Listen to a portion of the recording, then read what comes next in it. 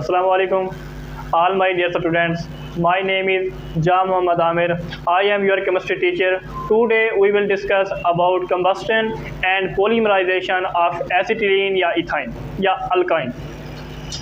तो हमने डिस्कस करना है कम्बस्टन पे, पोलीमराइजेशन पे, एसिटिलीन की या इथाइन की या अल्काइन की. अल्काइन, इथाइन या एसिटिलीन की कम्बस्टन देखनी है और पोलीमराइजेशन देखनी है. तो कंसेप्चुअली इंशाल्लाह हम क्लियर करेंगे इसको. तो कम्बस्टन है हमारे पास. कम्बस्टन इसको कहते हैं जलने का अमल. कोई भी सब्सटेंस हो, कोई भी कंपाउंड हो जो एयर की प्रेजेंस में जले या इनिशिएट हो या बर्न हो, तो उसको हम नाम देते हैं कम्बस्टन का. तो डिफाइन अगर देखें तो क्या है इसकी define.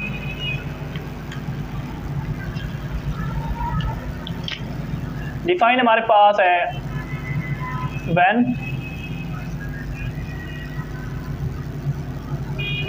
acetylene is burned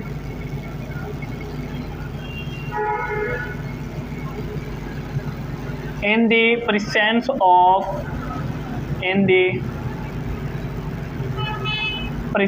of air or oxygen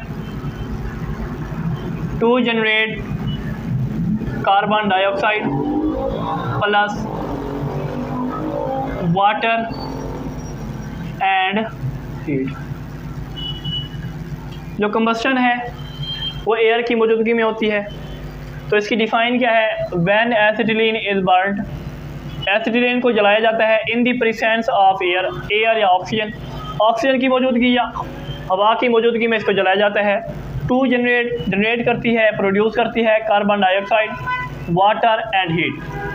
तो when acetylene is burned in the presence of air or oxygen to produce carbon dioxide, water and heat. तो इसका हम रिएक्शन देखते हैं कि रिएक्शन हमारे पास ये किस तरह प्रोसीड करता है, बनता है और क्या क्या चीज़ बनती है इसमें. तो हमने बात की है कार्बन डाइऑक्साइड बनती है, वाटर बनता है और हीट होती है. तो देखें इसका रिएक्शन कराएं तो एक बन जाएगा कार्बन डाइऑक्साइड, दूसरा बन जाएगा वाटर और तीसरी बन जाएगी हीट. ये तो ये चीज़ हमारे पास जो प्रोड्यूस हुई है. अब अगर इसको बैलेंस करें तो क्या चीज़. अब देखिए तीनों चीज़ें प्रोड्यूस हुई. कार्बन डाइऑक्साइड भी हो गई है, वाटर भी हो गया है और हीट भी हो गई है. तो इसको बैलेंस करते हैं कि बैलेंस हमारे पास ये कैसे होता है. अगर देखा जाए इसको तो हाइड्रोजन कितने हैं, एक और एक दो, इधर भी दो पूरे हैं. अगर कार्बन की बात की जाए एक और एक दो, तो ये दो हैं, इधर मैं लगा दूँगा 2. अब बात करते हैं ऑक्सीजन की. एक ये वाला, दो ये वाला, ये बनती हैं 3.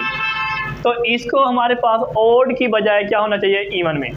तो इवन में चेंज करने के लिए हम क्या कर देंगे, इसको हम 2 से मल्टीप्लाई कर देंगे. 2 मल्टीप्लाई हो गया. अब बात करें हाइड्रोजन की, एक ये वाला एक ये वाला, 2 4, तो 2 2 4 हो गया. अगर बात करें कार्बन की 1 2 and 2 2 to the 4, तो ये 4 बनते हैं कार्बन. तो हमारे पास ये कितने आ जाएंगे ये. अगर बात की जाए ऑक्सीजन की, ये हमारे पास 2 हैं और ये कितने हो गए 2 4 द 8 और 2 ये वाले, जो टोटल ऑक्सीजन हो गया हमारे पास वो कितने हो गए हैं 10 ऑक्सीजन है. 10 ऑक्सीजन है. इधर भी कितने हैं 2 हैं. अब इसको 10 करने के लिए कितने से मल्टीप्लाई करेंगे 5 से. 5 आपने मल्टीप्लाई करना है 2 के साथ, तो ये भी कितने हो जाएंगे 10 हो जाएंगे ऑक्सीजन. 10 ऑक्सीजन, ये भी 10 ऑक्सीजन, ये भी 10 ऑक्सीजन. तो ये हमारे पास बैलेंस हुई. तो इस तरह हमने बैलेंस करना है. सही है. तो हमारे पास ये है कि acetylene is burned in the presence of air to produce carbon dioxide, water and heat. तो ये प्रोड्यूस हुई है. तो जो हीट प्रोड्यूस हुई है इसको हम कहते हैं एक्सोथर्मिक. इसको हम नाम देते हैं एक्सोथर्मिक प्रोसेस. एक्सोथर्मिक प्रोसेस क्या होता है? एक्सो मीन कहते हैं आउटसाइड, क्या मीन है? Outside, outside. और थर्ड में कहते हैं हीट को, इसका मतलब है जो हीट हमारे पास में प्रोड्यूस हुई है वो क्या हो गई है? इवॉल्व हो गई है, रिमूव हो गई है, रिलीज़ हो गई है।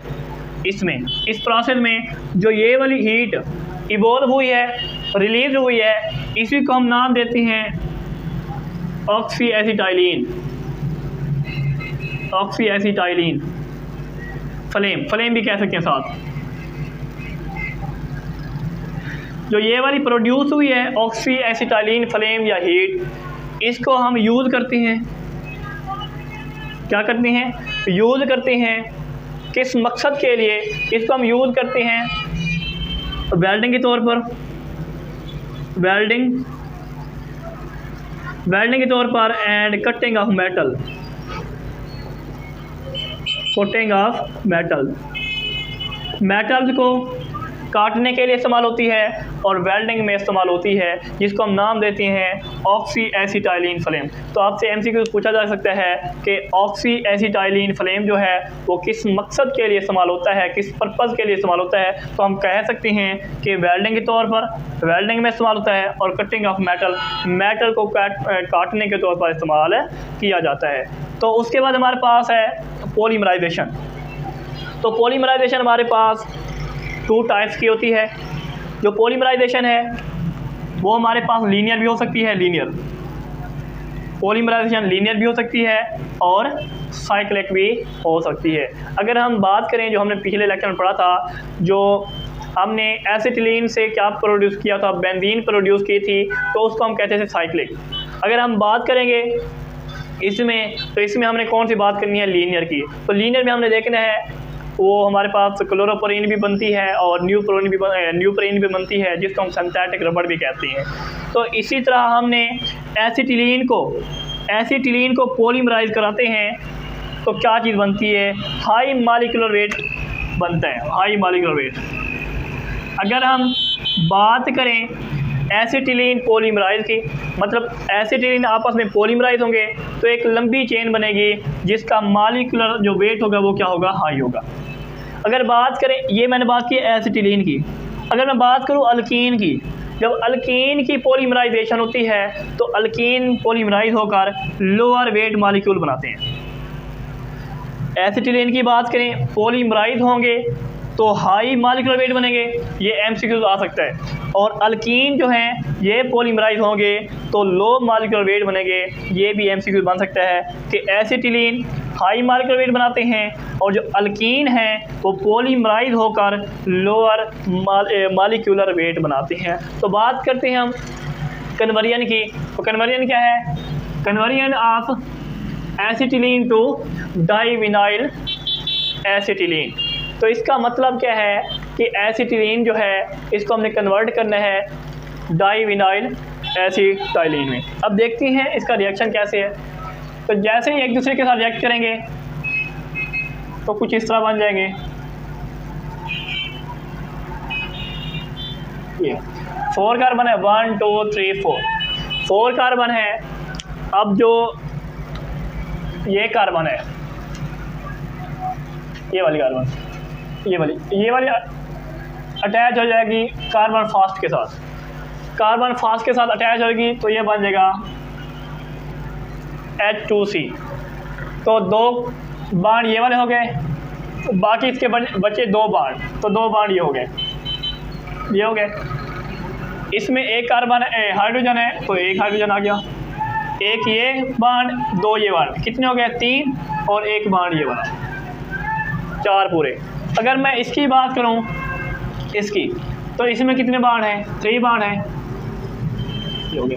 3 ये वाले बांड, एक ये वाले बांड, ये 4 पूरे हो गए। अगर मैं इसकी बात करूं, इसमें 3 ये वाले, बाकी एक बच गया, एक ये वाला आ गया। तो इसको हम नाम देते हैं कि जो एसिटिलीन है react to acetylene in the presence of cuprous chloride and ammonium chloride to form, ये क्या है हमारे पास? इसको हम नाम देते हैं विनाइल एसिटिलीन का, विनाइल एसिटिलाइन। Vinyl acetylene.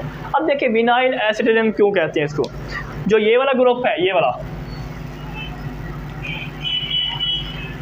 जो ग्रुप है इधर से लेकर ये वाला, इसको हम नाम देते हैं कुछ इस तरह, इसको हम नाम देते हैं विनाइल का। क्या नाम देते हैं इसको? विनाइल का। अगर इसकी बात करूँ इसकी, तो ये हमारे पास कौन सा है? ट्रिपल बॉन्ड CH, तो इसका हम नाम देते हैं एसिटिलीन का। किसका नाम देते हैं? एसिटिलीन का। तो ये हमारे पास क्या होगा? विनाइल ग्रुप, और ये कौन सा ग्रुप है? एसिटिलीन। इसी वजह से इसको नाम देते हैं विनाइल एसिटाइलिन। तो ये हमारे पास था इसका नेम। अगर मैं IUPAC नेम की बात करूं, तो IUPAC नेम इसका क्या होगा? जो IUPAC नेम है, अगर मैं जो इसकी चेन है स्टार्ट करूं, कहाँ से होती है? 1 2 3 एंड 4। तो बात करते हैं हम इसकी, तो 1 पे है तो 1 आ जाएगा, 1 ब्यूटीन, ब्यूटीमीन 4 कार्बन है। कितने कार्बन है? 4 कार्बन। तो इसको हम लिखें ईन है। चलो ब्यूट की बात करते हैं, कितने हैं? 1 2 3 4 है ब्यूट। अब इसमें क्या है? ये डबल बॉन्ड है। डबल बॉन्ड को हम क्या लिखते हैं? ईन, ENE, ईन लिखते हैं, तो हमने ये लिख देना है, ये हो गया। अब बात करते हैं डैश की। इसके अलावा जो ट्रिपल ग्रुप है, जो ट्रिपल बॉन्ड है, वो किस पे मौजूद है? किस कार्बन में? कार्बन 3 पे, तो इसको 3 का नाम दे देंगे, 3 हो गया। अब इसको नाम क्या देंगे? 3 वाले को नाम देते हैं याइन का। ये तो 1 ब्यूटीन 3 याइन, तो ये IUPAC नेम है किसका? विनाइल एसिटिलीन का।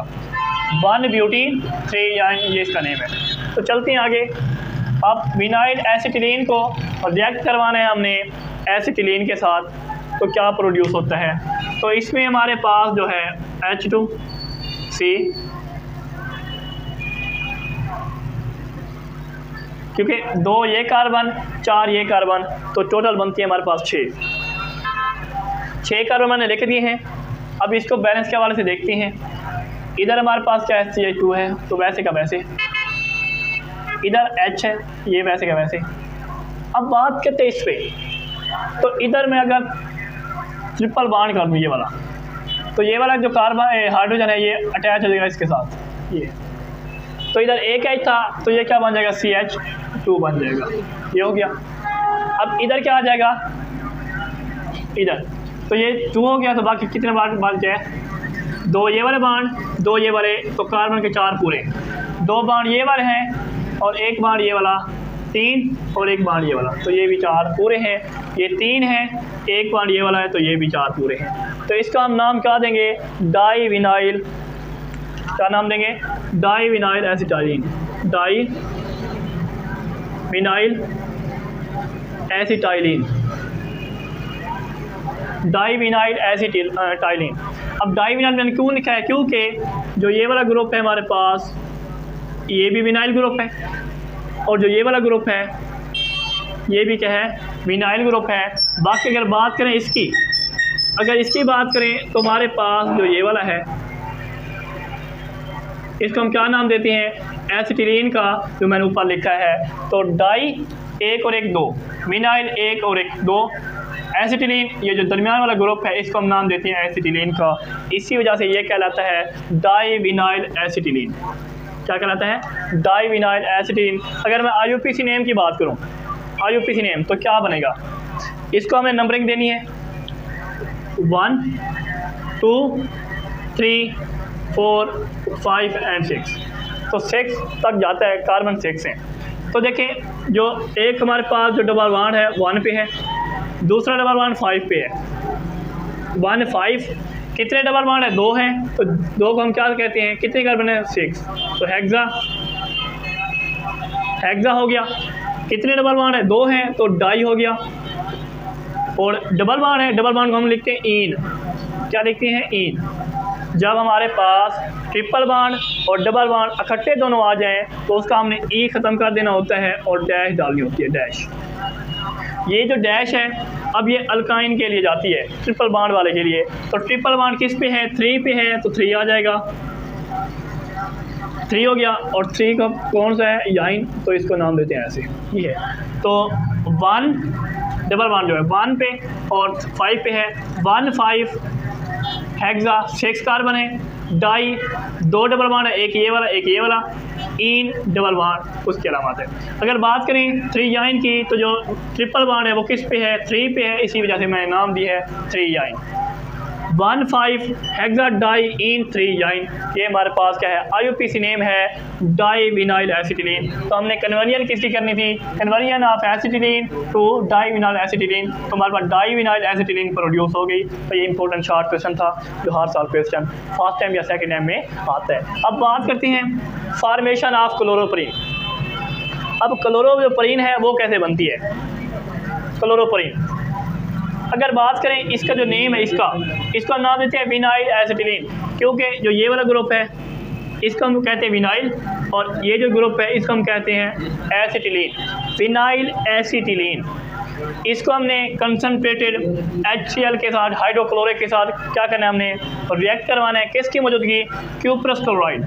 अब क्यूप्रस 2 किस्म के होते हैं, एक इस तरह होता है, एक इस तरह होता है, ये। तो कार्बन जो क्यूप्रस हमारे पास प्लस वैलेंसी 1 हो और 2 हो, तो डिफरेंस क्या है, जो 1 हो उसको हम नाम देते हैं क्यूप्रस का, किसका नाम देते हैं, क्यूप्रस, क्यूप्रस, क्यूप्रस का। अगर 2 का हमारे पास वैलेंसी हो तो उसको हम देते हैं क्यूप्रिक,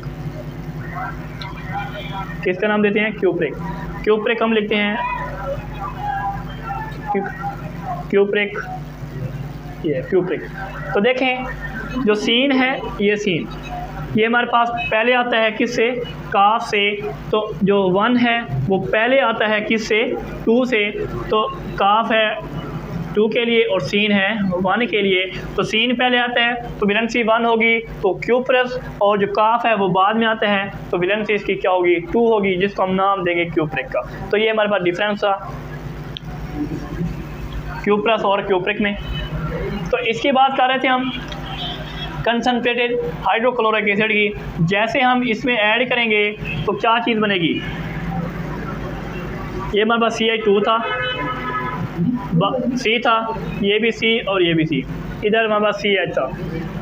इधर देखें अब 2 चीज़ें आ गई हैं, HCl आ गया, एक H है दूसरा क्या Cl। तो हमने मार्कोनी रूल पढ़ा है, मार्कोनी रूल। जब मार्कोनी जो हमारे पास रूल है जिसमें कार्बन की तादाद कम हो, जिस कार्बन पर हाइड्रोजन की तादाद कम हो, जिस कार्बन पर हाइड्रोजन की तादाद हो, जो पॉजिटिव पार्ट होता है उसी पर अटैक करता है। तो इसमें कार्बन कम किस पे है, इस पे। तो जो ये वाला H है अटैक करेगा किस पे, H पे, C पे, और ये C इधर बन जाएगा ऐसे, ये हो गया। अब ऐसे ही बात कर सकते हैं, लेकिन हमारे पास ये एंटीकोनिक रूल बनता है, सही है। तो जो नेगेटिव पार्ट है, अब नेगेटिव पार्ट की बात करें तो नेगेटिव पार्ट जैसे अटैक करेगा किस पे, कार्बन नंबर जिस पे कार्बन की ज़्यादा क्या हो, कम हो, तो उस पर जैसे अटैक करेगा तो ये आ जाएगा Cl आ गया। तो ये H है, ये वाला H जो है ये किसके साथ मिल जाएगा, इसके साथ, तो ये बन जाएगा Cl। अब देखें 2 बांड ये वाले कार्बन 4 बांड बनाता है, बाकी 2 पूरे हो गए, 2 बांड और एक 3 बांड, बाकी एक बचा, वो एक ही आ गया। इधर हमारे पास कितने बांड हैं, 2 बांड है, तो ये 2 बांड ये वाले। अब इधर क्या साथ क्या H था, तो ये H आ गया।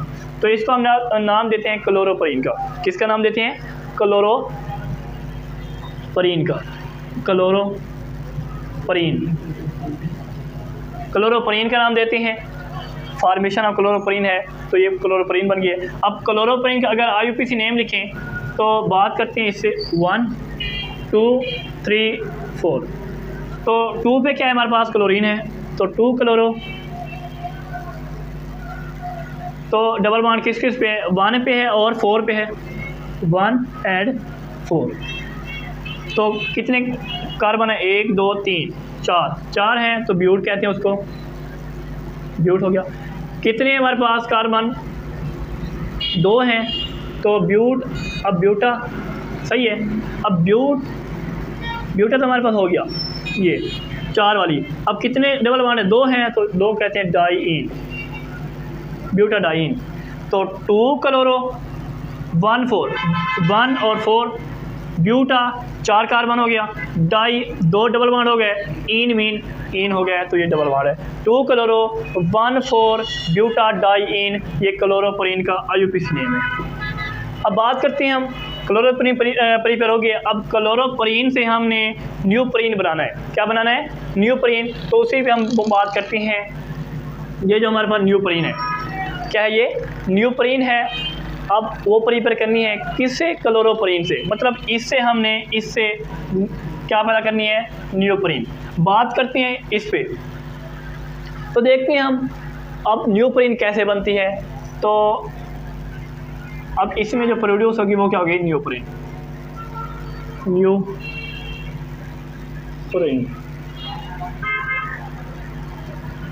न्यूप्रीन जब न्यूप्रीन हमारे पास बन गई है, इसी को हम नाम देते हैं सिंथेटिक रबड़ का। सिंथेटिक रबड़ का नाम देते हैं इसको। अब कैसे बनती है? क्योंकि हमने जो पहले किया हुआ है ऐसे, ये हो गया डबल बॉन्ड Ci2, ये हो गया। तो हमने प्रोड्यूस क्या करनी है? क्लोरोप्रीन से न्यूप्रीन बनानी है, तो पॉलीमराइजेशन करनी है। पॉलीमराइजेशन इधर आएगी, तो इधर हमने क्या लगाना है? क्योंकि क्लोरोप्रीन आपस में अटैच होंगे तो उसी को हम नाम देते हैं पॉलीमराइज का। अब जब ये आपस में अटैच होंगे तो बन जाएगी न्यूप्रीन। क्या बन जाएगी? न्यूप्रीन। ये अब इसी को हमने कैसे लिख देना है? ये ऐसे लिख देना है। तो इसका मतलब है N का मीन है पॉलीमराइज। पॉलीमराइज बहुत सारे हमारे पास जो क्लोरोप्रीन है आपस में अटैच होंगे। जैसे अटैच होंगे तो पॉलीमराइज होंगे, जैसे पॉलीमराइज होंगे तो न्यूप्रीन बनेगी, जिसको हम नाम देते हैं सिंथेटिक रबड़ का। तो ये हमारे पास टॉपिक था combustion and polymerisation of acetylene. ये इंपॉर्टेंट टॉपिक है, शॉर्ट के हवाले से, MCQs के हवाले से और लॉन्ग के हवाले से। तो ये हमारे पास टॉपिक है। इंशाल्लाह हम बात करेंगे इसके मज़ीद हवाले से अगले लेक्चर में। तो हमारे पास ये लेक्चर एंड हुआ, तो वेट कीजिए हमारे अगले लेक्चर का। तो हमारे चैनल को सब्सक्राइब भी कर दें, लाइक और शेयर भी कर दें, ताकि हमारे अपलोड की हुई हर वीडियो आप तक जल्द से जल्द पहुंच सके। तो wish you best of luck. अस्सलाम वालेकुम।